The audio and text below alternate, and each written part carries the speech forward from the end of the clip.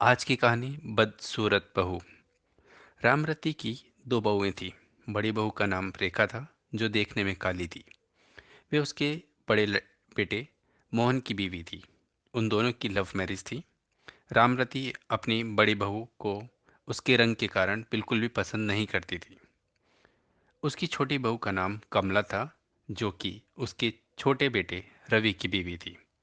रामरती छोटी बहू कमला को बहुत पसंद करती थी, क्योंकि वह देखने में सुंदर थी और उसको रवि के लिए उसने ही पसंद किया था। रेखा कुछ दिनों के लिए अपने मायके गई हुई थी। रामरती अपने पति से रेखा की चुगली करती है कि अगर मोहन ने मेरी बात मानी होती तो उसकी भी कमला जैसी सुंदर बहू लेकर आती। रामरती का पति भी अपनी पत्नी को समझाता था कि रूप रंग में कुछ नहीं होता, क्योंकि व्यक्ति के गुण मायने रखते हैं। लेकिन रामरती को कोई फर्क नहीं पड़ता था। एक दिन रामरती के छोटे बेटे और बहू ने गोवा जाने का प्लान बनाया।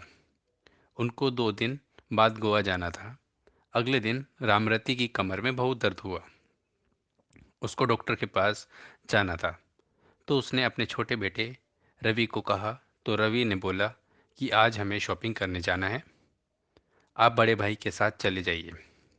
शाम को जब वह घर लौटे तो रामरती की तबीयत ज़्यादा खराब थी और घर पर डॉक्टर आए हुए थे। डॉक्टर ने रामरती को 1 हफ्ते बेड रेस्ट की सलाह दी।